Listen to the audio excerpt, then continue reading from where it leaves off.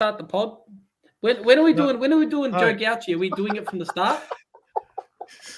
Hello, and welcome to the Coop Villa channel. I'm Scott Cooper, and I'm here with Tommy Lazaridis, as you've already heard, and Noah Fisher, and we are here to review Aston Villa versus Brentford. Yes, 9 minutes of absolutely shambolic defending cost Villa a place in the top four. We will be getting into what went wrong and where do we go from here, the positives, the negatives, and how do we take this disappointing result. And there'll be much more coming up as well after this.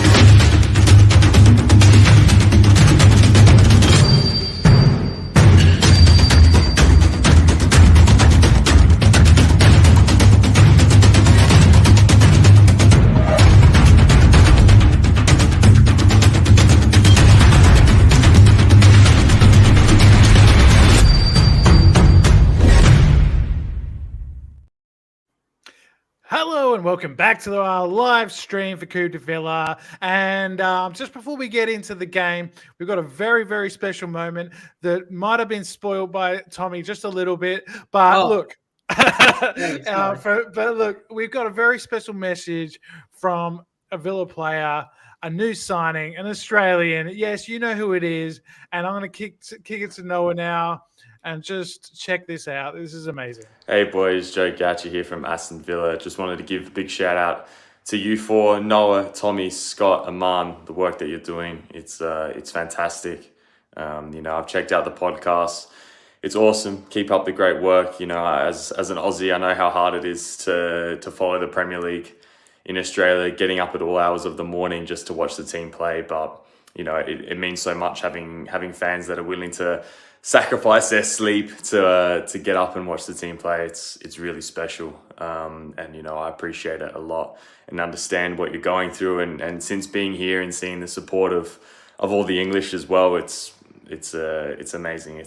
I always knew that the English Premier League was the pinnacle of football, and now being here and seeing the support home and away from Villa fans, from other fans that are coming to Villa Park, the numbers that they come in is amazing. And now seeing it in Europe too, you've got fans that are traveling all over Europe to support their team, and it's amazing. And I know as an Australian, you can feel quite far away from the football experience, I suppose, because it is just so much different. But no, it's really special, and I hope that you four can get over here and experience it too. It'd be fantastic to see some more Aussies here, and hear an Aussie accent is always nice too. But keep up the great work, guys. The podcast's fantastic, and thank you so much for the support, and up the Villa. Up the Villa, indeed. Love Joe. Wasn't that just such a treat, Noah, when he sent that message to us? It's great to have an Aussie, playing for Villa, but the fact that he's checked out the podcast and he likes it, and he's taken his time out of his busy schedule to send us that message was such a thrill. Yeah, big time, and thanks to Joe for doing that. And as I say, it's great to have another Aussie playing for Villa. It was we've got a big list of them of recent times, and it's great to have one. Hopefully, he can make his Villa debut soon.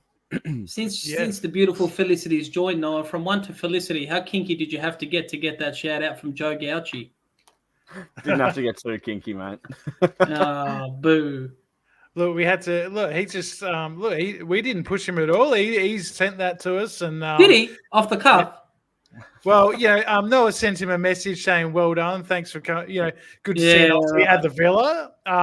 But look, it was a great thrill for us, and fantastic to have a Villa player like the podcast. So Great stuff from Joe Gauchi there. But let's get into the game. And Tommy, Do one of you lads want a Woolies custard tart? I got the 4 mini ones, just so I don't eat them all. But I'm coming over now. I'm on my way. All right, that sounds pretty good.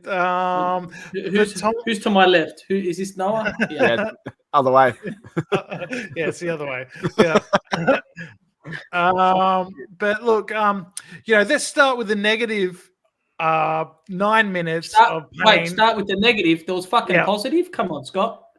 Well, there were a few positives, but look, that 9 minutes was absolutely awful. Shambolic defending, and it just sort of came out of nowhere, Tommy, because we go 2-0 up. It's all pretty comfortable. We weren't playing great by any means, but Brentford had lost 9 out of the previous 10 away games going into that match. Tony wasn't playing. We had probably one of our strongest lineups for a while out. McGinn was back. And Tommy, what did you think about the defending when it all started going wrong? I just found Pau Torres's undies, and they've still got shit in them from the weekend, Scott. Okay. Nice prop joke like that. Outing. Probably his worst outing in a Villa. The problem is, we lost it. They didn't. A draw for them is like a win right now, especially where they're at. And just that 10-minute lapse. Emery keeps. I know. I'm going to blame him too. Emery comes and says, I'll work on it. I said when he got the fucking second cross in, where was the sub? Where was the change there, Emery? Even after the first time, saying Reguilón's a dangerous left back, right? What was that fucking Valencia, wherever he was, right? Like. Where was the danger? Yeah, Carlos was in no man's land. Pau Torres didn't even get in there. And I saw a lot of people, right? Like a lot of comments saying Consa and Mings, those crosses are getting headed straight out of that box. That would have been a clean sheet if they were at the helm. Well, Consa didn't do so well in the right back spot. He let the crosses come in, turned his back a couple of times. He's never done well. He's never done well in the right back spot. Why is he playing there? We're not playing 3 centre backs and 2 wing backs. He's not a right back. He's slow. And yes, he wins headers, but it's Matty Cash is injured, I guess, is the point that Emery would make. Do you put Kessler there when he's only played a couple of minutes of Premier League football? Conter doesn't work at right back, Scott. We've criticised him more than he's done well. He's actually one of the best centre backs in the entire Prem. He's got an England cap now under his belt. Why is he not playing in his naturalised position? We don't go putting fucking Martinez at centre mid, right? Just because we're short on players or injured. No, I agree that he's better in the center, but I guess that with what we had, he has played right back before and done a pretty good job. Play Digne or Moreno there. They're natural left backs. You'd get more out of them. I don't care if he's left footed, just hoof it. He got rinsed every time because he doesn't have the pace, Scott. That's the problem. I think Noah. I think this 9 minutes just highlighted who we're missing in the. Kamara especially. We just teams when they get at us can get at us over and over again and easily because McGinn, Tielemans, Douglas Luiz are good players, but then they don't have that defensive first mindset, and Kamara does, and he smells danger. And we don't have someone like that. Maybe like a Timmy would have been good in this game, but I mean, that's sort of, hindsight. 2-0 up. It should never have happened. The other thing, someone like an Emi Martinez, just go down injured. When they score the first goal and they're looking like they might score a second, where's the dirty tricks then? We need the sort of the street smart, the sort of the, kick someone, just do something, and we couldn't just handle that, and we couldn't keep the ball for that whole period. This comment here sums it up for me. It was 9 minutes of pure panic, and I 100% agree. It's probably one of the worst bits of football I've seen Villa play for quite some time, Scott, and I couldn't believe what was going on. I was sitting there, 3 o'clock in the morning, whatever time it was in Melbourne, 2 o'clock with daylight savings, same old stuff, and I just could not believe what was happening. It was schoolboy defending, and that's harsh. That's harsh on schoolboys. They hadn't even looked like being that threatening. Their first goal was fluky. I get it. It came off the fucking guy's second foot. He fresh aired it. hit his standing foot and it went in, but still, it went in. It's a goal. Shit happens. You regroup. And we just scored. Roger just scored not long before. I thought, oh, here we're going to rinse him. Could be fucking 4-5-0. My long shot prediction might actually come off. On that first goal, Rogers, Tillemans, McGinn. If you watch it back, none of them are coming back. You know, I think in the box they had 4 men in the box to our 2 at one point. Rogers is kind of just jogging back. He's probably, he scores a great goal, and we'll get to that.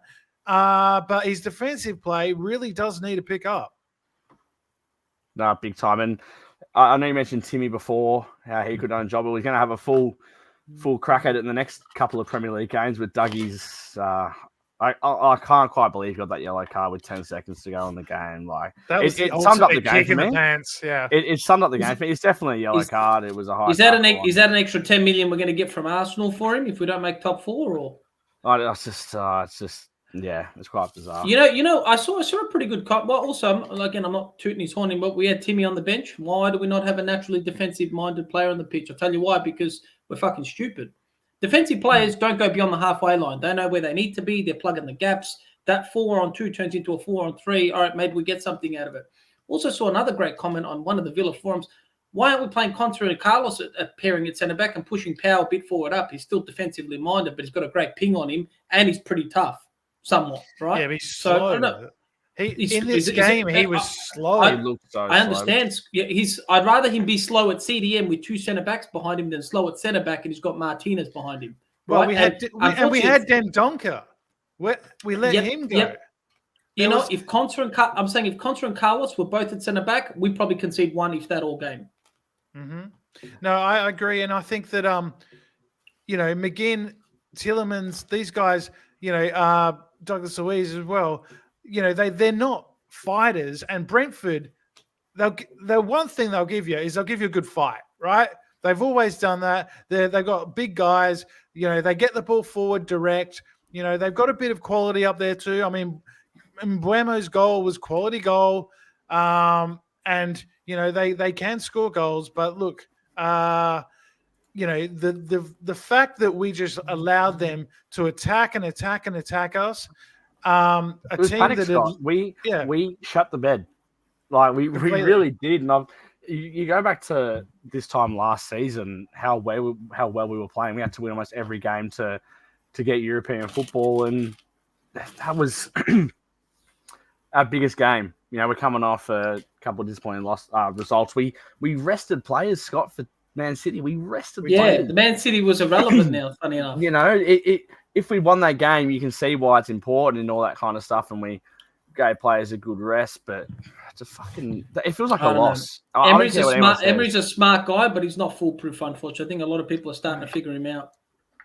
Yes, and I did have a lot of Arsenal fans in my comments on X saying, "Oh, this is what Emery does. He falls away at the end of the season," and I don't agree with that. And I think, shut up, basically, to all those Arsenal fans, because you give it to them on Twitter, Scott. You give it to everyone on Twitter. I love it. Well, that's just ridiculous talk. But they're just, I don't know why, but they'd rather Spurs finish in the top 4 than Unai Emery, which is strange. Really demented sort of thinking. But look, John McGinn, after being out for so long, I just didn't see that fight from him as well. No fire in him, yeah. I was really disappointed. I was expecting that first 20 minutes, especially, for him just to be, going at it 120%, just like a little jack in the box, sticking his ass in. Sense of remorse. People.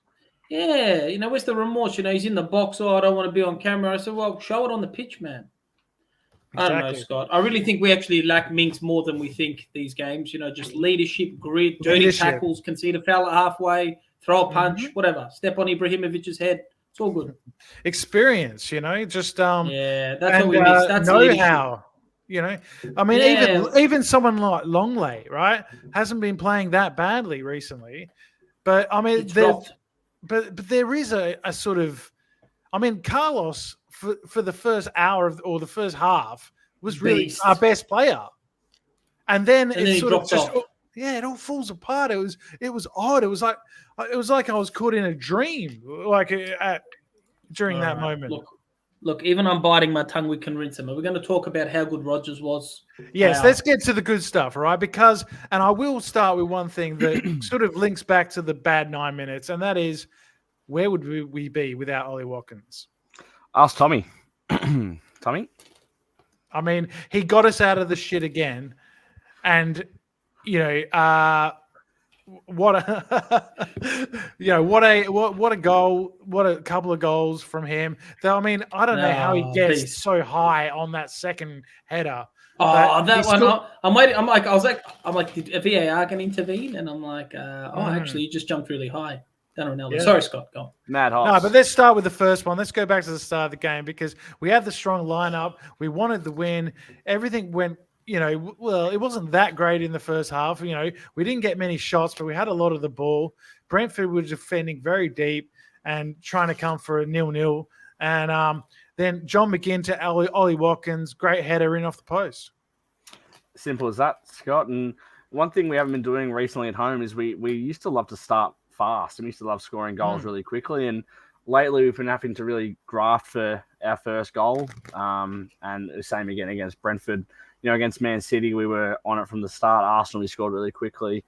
In other games as well, we like to score early goals. And I think it settles the crowd, it settles the boys, I guess. But I think we started too slowly. We weren't trying to thread the ball, I guess, as much. I know Brentford was sitting so deep, but we were just happily going side to side as slowly as possible and just know how you're going to break a team down. And I felt like when we moved the ball quickly, we looked so threatening with Bailey down the right, and then it led to the goal as well. So, yeah, I mean, if you look back to the sort of the goal we scored against Man City, the goal we scored against Arsenal, when we were in form, it was passing, it was moving, it was dynamic in that midfield. We had players shifting positions, running for each other, not just kind of taking a touch, having a look, And there was a lot of that in the first 20 minutes, and it ended up costing us because we could have really put them away earlier. Yeah, agreed.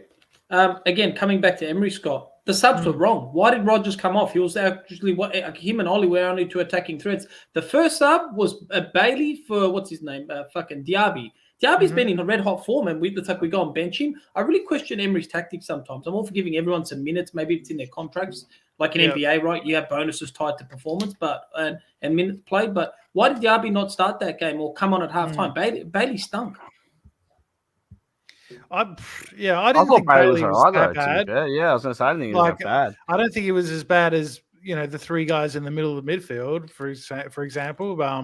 But and even Rodgers scores the goal, but his whole round game is lacking still, and that's understandable. He's a young player, and let's get onto his goal because it was awesome. I mean, and straight after halftime, we scored before 35 seconds. Yep. After halftime. And you're thinking job done at that point. Yeah. I thought it was. And what a finish for him, by the way, because how many times have we said in this podcast, he just needs to put his laces through one. He's got to stop going those for cheeky finesse finishes and just absolutely batter one. And that's what he did. And he deserved it. I think all he said was he needed a goal, and it would have been great. And I thought he was looking electric before the goal. I think you or Cliff in the Villa group, in the Villa page was like, he just needs a goal and he's off to the races. I honestly thought when he scored, I thought, here we go, we're going to do a 4-5-0. I'm actually going to get a spot on score. Attacking the Holt end as well, which Coxie said before, but do we attack the Holt first? I think it drives people. I don't know. Because against Man City, we attacked the Holt second. Against Arsenal, we attacked the Holt first. Yeah, I think the second half is when you need to go for the whole. Really, that's the. I think it's suckable in. Yeah, I think get in the second half. Duncan's back. What we call him. What is he? He's the plug. Duncan with some facts. My number one criticism of Emery is the use of zonal marking. Sorry, but yes. Sorry, it's late at night, Duncan. There is a bit of that. I mean, like Mbuemo got in between the two centre halves. There was no marking at all on the first goal from Brentford, and the third one as well was just very similar, very kind of just passive defending. Well, I do love when Reguilon went off injured. I'm like, oh great, we're not going to concede a fourth. This is good. He was and then can we throw a cheeky? Nothing wrong with three left backs, right?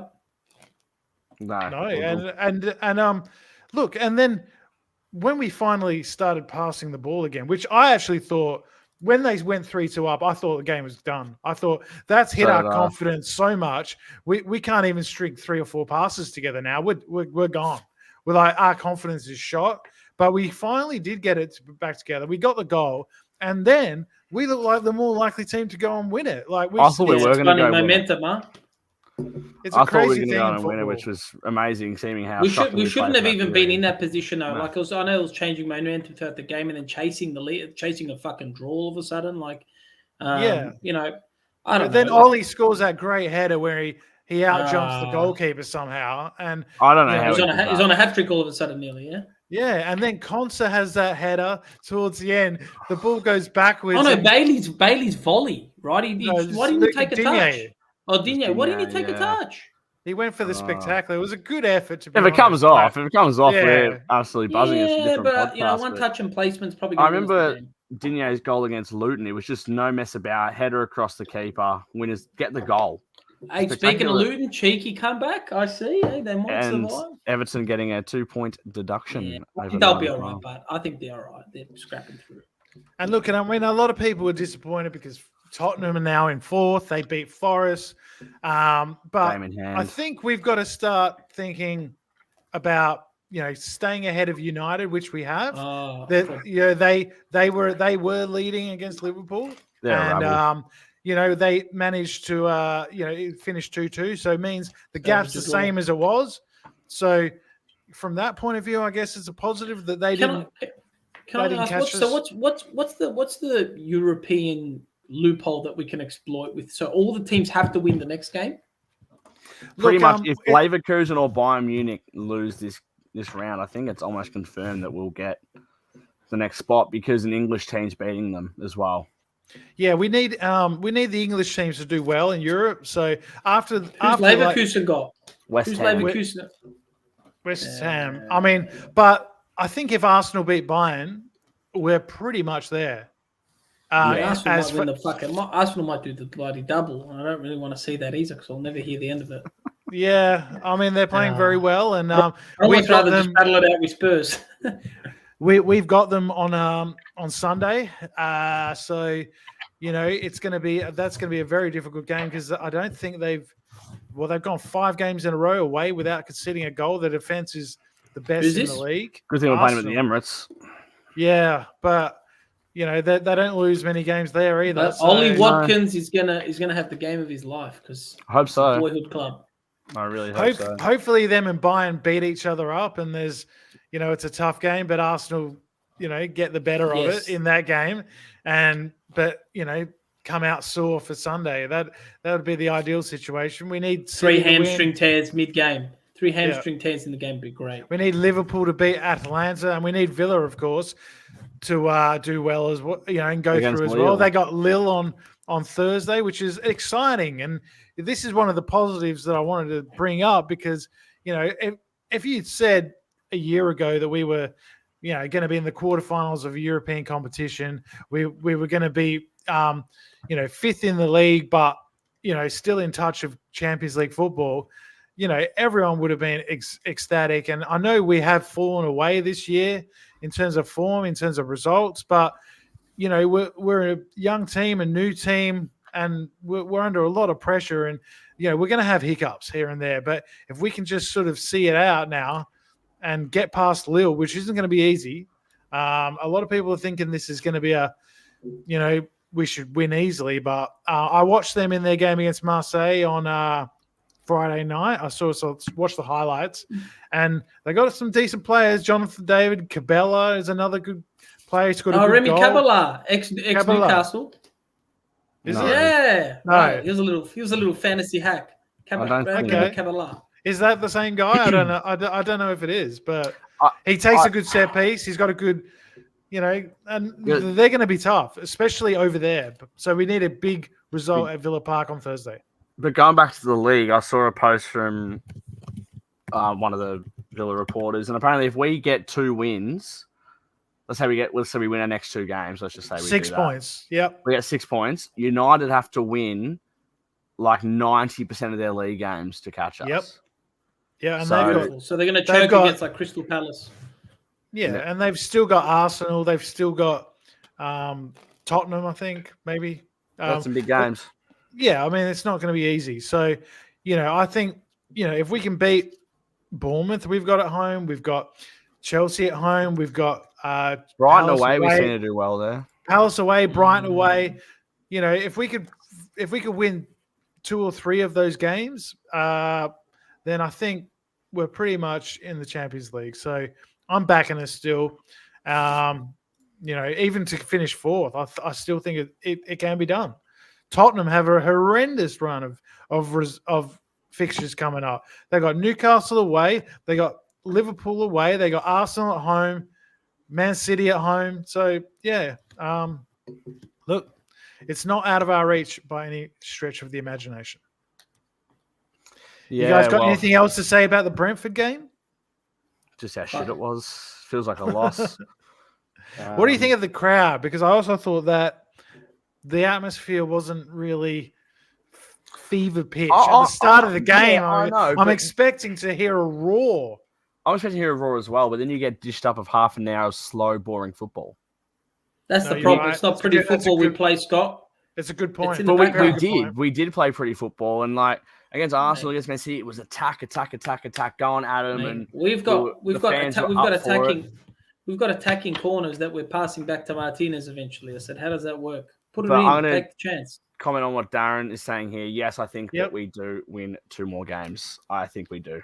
We get it right, Darren. I think we'll win a couple. I think we'll win more than 2 games. I think we'll end up.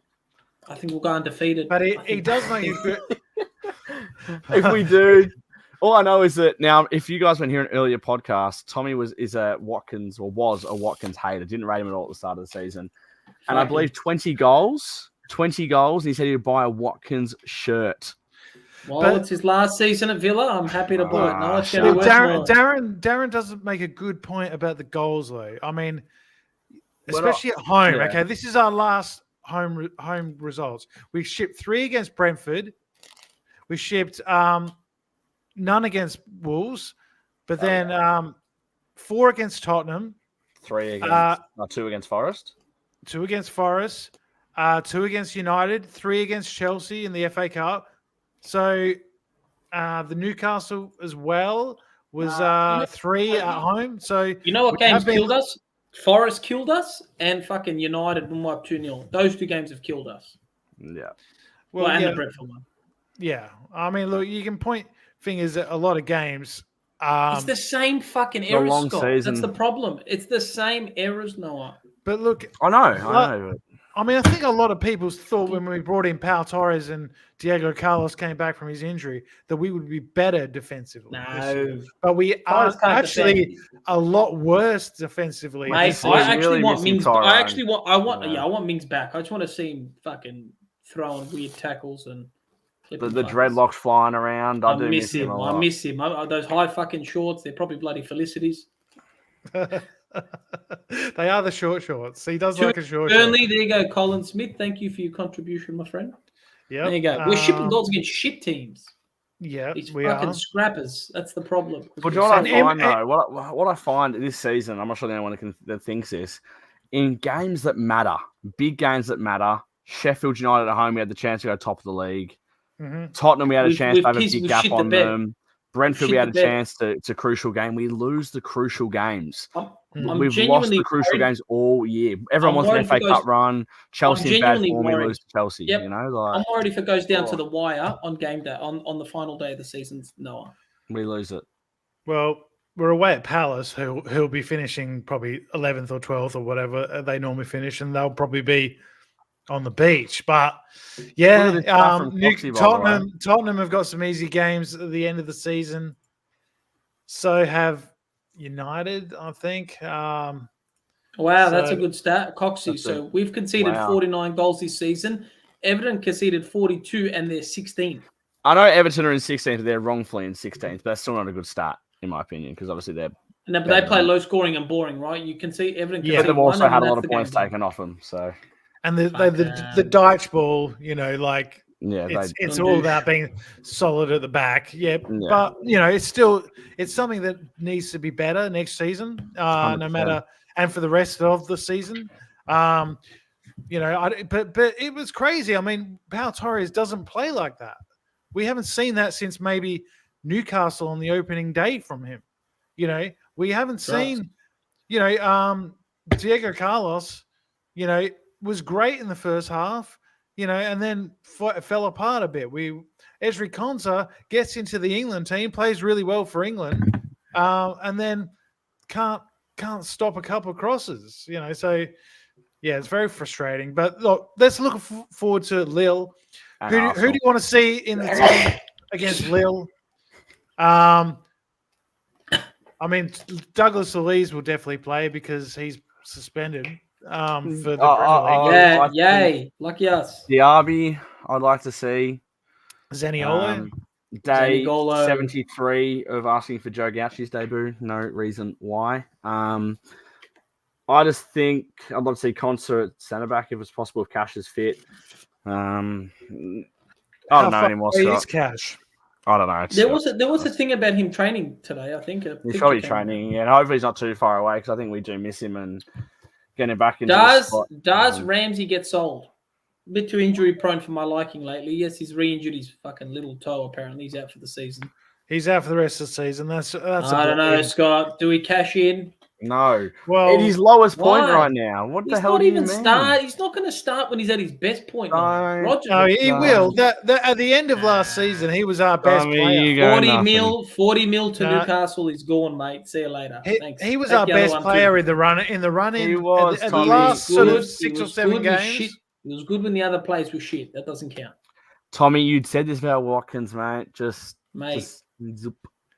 No. Look, if we get Champions League, we get Champions League, we don't have to sell anyone. So let's just do that. Well, we don't have to keep him either. We just upgrade where needed, like Ramsey. But I mean, okay, so we get rid of Ramsey, and then who do you buy? Exactly. Then we've got another new player that has to bet in, has to get used to the Premier League. No, it's easy. Just 55 million Pedro Gonçalves. He'll slot straight in. He's a great player. You see, this comment from Kieran, I think, is a lot more intelligent. Because if we had to sell someone, I don't know, Douglas Luiz has dropped off a bit. No, that means we've got to sell Lehman and no one's going to watch the women's. The women are actually playing good football, to be honest. Yeah, we're getting shut down today. It's all good. Someone was mentioning last pod about yellow cards and stuff, how many Tommy would get in the podcast, and he'd be well over 10 this season. Podcast matter. I'd be getting a lifetime ban like a Vinnie Jones. Ken said you sneezed all over his TV when you did that sneeze earlier, so that was all over my TV. Oh, shit. Sorry, Ken. Let me fix it. Let me just wipe it. It's gross. Thank you. Oh god! I did have a joke then, but I'll leave that for later. Don't leave it for Felicity. There you go. See, if Darren confirms, Darren is fucking Emery's brother. Darren? Dunai Kemery. That's his name. Conclaves. So, Gonçalves. He's the little dwarf dude, but he's a gun. He's like Podence, but better. Okay. Right. Little freak. He'd slot straight in. Ramsey gone. See you later. Kamara's back. I did hear us linked with Di Lorenzo from Napoli. I did see that. Is he the left back? He's the left back. Right back. Left back. Right back. Right back. Oh yeah. Sorry. Can we get the left as well? He's quality player. I think he captained Napoli to the league, but Napoli are in absolute disarray. Can we get Osimhen at cheap? Oh man, no. Imagine though.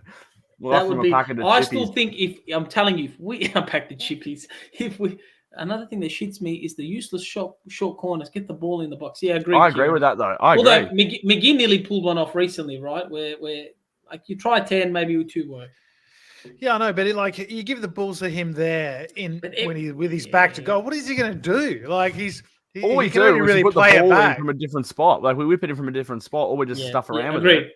Agreed. Just get it into the box. Dougie scores from corners these days. And back to see Austin McPhee, like every time we have a corner or a free kick, he goes to the edge of the technical area, and then he does the Homer Simpson like meme, like when it goes wrong, he just sort of just goes back into the bushes, like it's terrible, man. Like, so what is he actually doing?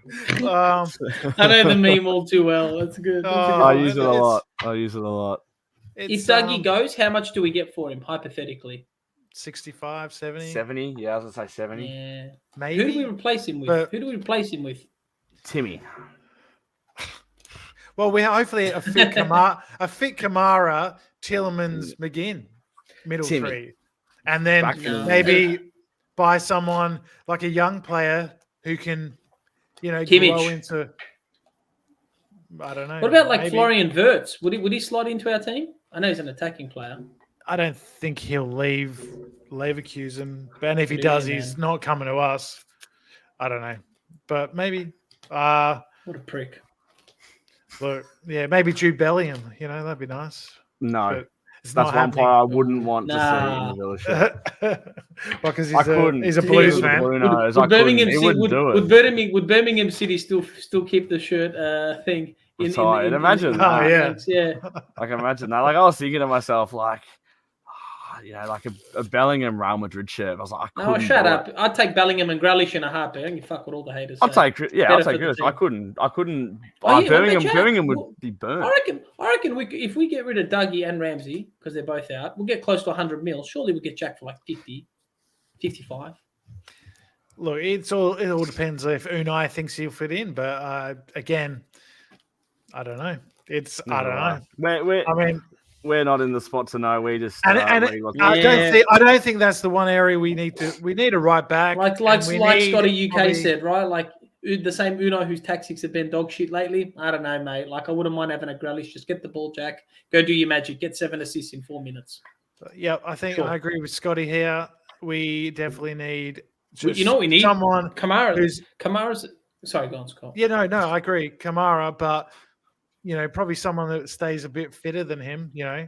It's not even just about DM Kamara. Like I think we just need like an all-round midfield dynamo, just like someone that bosses it. Like a Jorginho type player that can sort of keep the ball and has a bit of experience and can sort of dictate games. I thought Tielemans would be that, and like a lot of people say, "Oh, he was my man of the match," but I've been a little disappointed. I got to say, like he's been good. He's hot and cold. Scott. He's a good player, but we got him on a free for a reason, right? If he was that good, we would have paid for him. But I don't think he's made us like that much better. Not as much as I was expecting. I really rate Tielemans. He is good, and I rate him, and I think he is. He has had a good season, but I was expecting maybe him just to dominate a bit more. But I don't know. Maybe that's not really his game. What about Palhinha from Fulham? Oh, yes. I would take him. Any day of the week. Palhinha. What about like a Palhinha and a Grealish combo? That'd be dangerous. That would be fire. But I think Palhinha might be going to Bayern. I know they really want him. Why, man? Why? What's so good about that? Ask Harry Kane. He's elite, bro. And you get to play with Eric Dyer, so that's something, Yeah. But I'm really looking forward to Thursday night. I hope the Villa Park is absolutely, up and about and crazy atmosphere because, I think Lille is probably going to be our biggest test. Like, I think they're a better team than Fenerbahce or Olympiacos, saying, if we do get through, and I think. And then it looks like maybe a Fiorentina or a Bruges in the final. I don't want to look too far ahead because I don't think this Lille game is going to be easy. And if we do not want to go to France needing a win. No, 100% agree with that. We need to win the first leg. It's very important that we do. There's a lot riding on it, Scott. As you said, it's a massive game. It's huge. Villa Park has to be jumping for it. I know we'll be a bit gutted from the result at the weekend, but this is bigger than any game we've had this season, just about. a home leg. I know we like to have. So. I'll put it up there. I'd absolutely put it up there as one of the biggest. I know Tommy doesn't agree with me. I could see by his reaction, but this is huge. This is absolutely huge. If we lose this leg, let's say we lose a 2-1, 3-1, it's going to be fucking tough to win it. Yeah, and then we'll go into the Arsenal game deflated. I think this is a great chance to actually find some mojo, find some form. You know, with the sort of pressure off of the Champions League, you know, race, and just have it's a bit of a free hit. I mean, even if we don't win, you know, we've got a second chance in the second leg. So I think this is a great chance just to play, just to get some combinations, some patterns of play. You know, get that midfield buzzing, because I haven't seen it buzzing since probably December, since those Man City, you know, and Arsenal games. So Big time. we really need to find that again, because, you know, we are a possession team, we are a passing team, and if that's not, you know, working for us, we're very easy to score on at the moment. And you know, we cough the ball up, and you know, we don't look like a team that should be anywhere near Champions League when we play like that. No. Has the bubble burst? Maybe realistically, I'm still confident. We're still in a good position. Yes, we're in a bad form. You know, up and down, I would say. I mean, we played reasonably well against Wolves. We played reasonably well against you know, in other recent games that we've won, you know, against Ajax with the 4-0 win and all that sort of stuff. So we've had kind of good moments and bad moments, but we sort of just really need to see it out and just sort of hang on by our fingertips, really. With the Tielemans thing, right? Like I see Duncan said Barnes. I think someone will say, Jeffrey said Madison. Like we got Tielemans out of all three, and we knew the other two were going to be fire, no matter who they went to. I personally wanted Barnes. I thought he would have made us elite on the left side. Yeah, I like Barnes. I've always liked Harvey Barnes, even when he used to play for West Brom against us back in the Championship. I always thought he was a good player. And even Anthony Gordon, like Newcastle have recruited well, man. Honestly, I'm not sure if you realise the big difference between Mattinson, Barnes, and Tielemans is that Tielemans was free. Yeah, I understand that. No, big difference. I know, but that's the difference. Yeah, well, would you shell out the price tag as well? FFP, that's what I mean. Yeah. Like, I'm not sure we could. Should have got rid of Ramsey earlier. Damn it. Mate, why do you hate him? He's one of our own, Tommy. I don't get it. He's one of our own. He's on the pitch, mate. Guys sleeping. Yeah, I know, but that's not his fault. He got injured. It's not his fault. Yeah, he got injured playing in the Luton game, 21. No, the under 21. I'm telling you. European Championship. Doc their pay when he hasn't really been right since. No, he never got fit. But last season, I don't know how he was just so good last season. I don't know where this. It's because Ollie's performing well. Tommy needs another scapegoat, and he's finally found another scapegoat. So Noah, I said, doc their pay when they're injured. Watch, they'll be injured 2 weeks max. They'll be up and running. Cast and all. Ask ask Mings, Buendia, and Kamara that. Mate, he would have been back in 3 weeks. ACL, nothing. Bit of rubber band. Good old the fish wire. That's crazy. I love it. Absolutely crazy. I think fourth is now gone. We should get fifth. How do we go in the CL? Champions League, if we make it. There's no easy games. Yeah, that's true. Right? Have to strengthen big time. Yeah, spend some cabbage. We'd have to be better than we have been so far in 2024. We forget Spurs had injuries, man. Like, let's be real, Scotty. Spurs were in the mix. They were looking really good, right, for first, and then they kind of hit their little plateau of injuries, and now they've got their mojo back. Semi at the right time. Let's be realistic, and they got the but then they also lose 3-0 away at Fulham. But then they make it up. Then they make up for it with 3 wins. We might win 1-0, and then it's like, well, fuck, we just don't know how we're going. We thought we were going to plough Brentford after being up 2-0. The difference is Spurs would see that game out. Difference is Spurs are putting 2 extra past us, 2 extra nails in the coffin in extra time. We shit our pants when we shit our pants. I still think we're both teams aren't the finished product, and I still back Unai to get it right. It's going to take time. And but all in all, I think they've got the better squad out of the two. Easy. Well, yeah, I think Ange picked up a better squad than Unai did, for example. But and they've got bigger revenue than us, so they can bring in better players. They can pay better wages. And Ange is done well with some smart signings as well of players that were on no one's radar. Nobody wanted Vicario. No one wanted Van der Ven or Papi Sarr, like these guys, and they've all ended up being good players. So, fair play to him. But Unai, hopefully his signings, will do the same. I'm confident they will. Pau Torres has been great for us this season, but had a shocker on the weekend. Diaby has been great at times as well for a long time. But has had a few off moments as well. So we just got to find that consistency. That's the hardest thing in football. 100%. To be consistent and go from sort of 4th, 5th, 6th to top 2, top 3, that's a huge. I mean, if you look at Leicester, you look at West Ham a few years ago, they could never break in the top 4. It's breaking into that top 4 that's the hardest thing to do at the moment. Like Leicester were up there, Europa League, Europa Conference League, FA Cup winners. They were pushing, but always fell short. And Newcastle did make it, right? They get into 4th, and then they fall away because of the injuries, because of lack of form, and they're just it's difficult to keep it and can be consistent. So.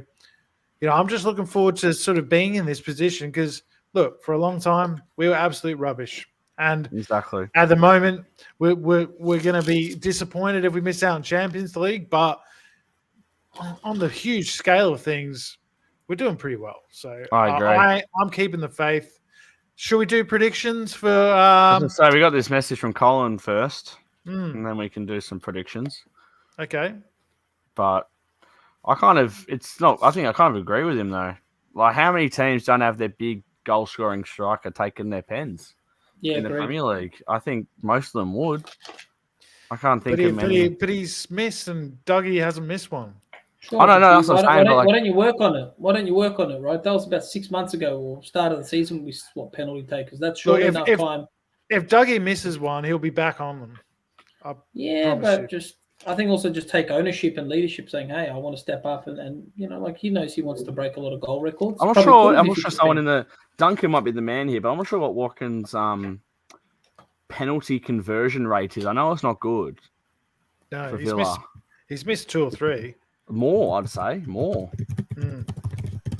Let's trust Google. Yeah. We've got ChatGPT. Kieran's right here. We haven't had a penalty for a while. Not so long. His average penalty was. His average is 0.03. So I think like 3 in every 10. He's got a 30% conversion rate. That's rubbish. Good. That's rubbish. When was our last pen? We got a couple early. I know Dougie put a couple away early, like against West Ham. He's missed 5. I think he's missed 5 to date, Ollie. Maybe Burnley. Fucking season.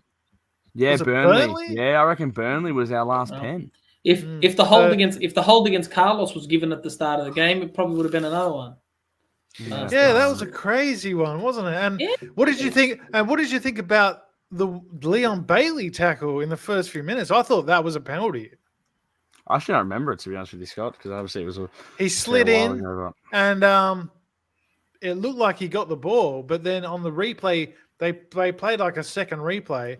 And he missed it. That's right. He missed the ball. Yeah. Probably. So, I guess those sort of things kind of even themselves out. That's not why.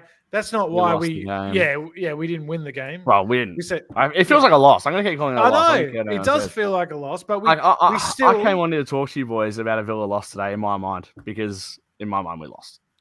But getting that point back is big. That could be it's massive. It's massive. And I think time's gone by, we crumble and don't even get a goal back in that 3-2 situation. We lose 5-2. Yeah. Yeah, like we lose. Scotty massively. UK says he's missed 5 out of 9. Ugh. So I can think of so many he's missed in big moments as well for us over the time. Like, I know during the COVID season, I remember that one against West Ham.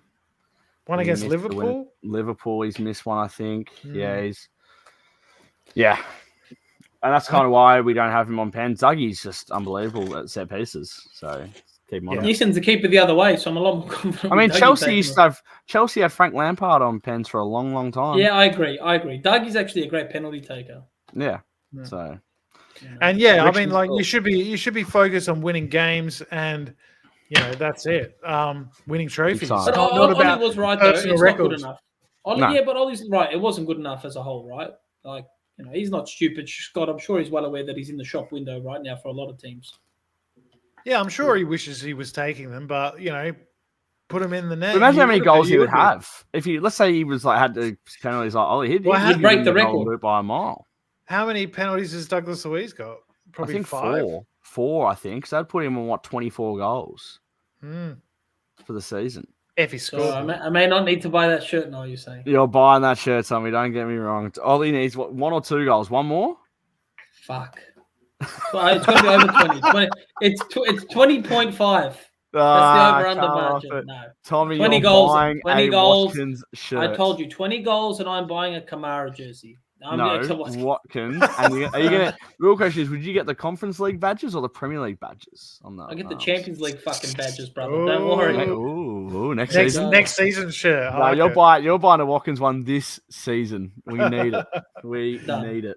All right. So let's do the predictions. For Lille on Thursday night. Yeah, we'll do both.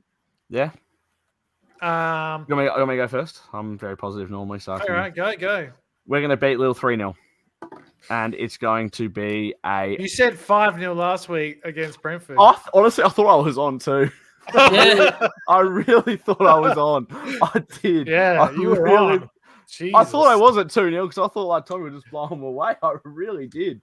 And then I think against Arsenal, geez, Darren's not being too positive of the Arsenal one. We're going to win 2-1 against Arsenal. When in doubt, go 2-1. So 2-1 Villa against Arsenal on Sunday.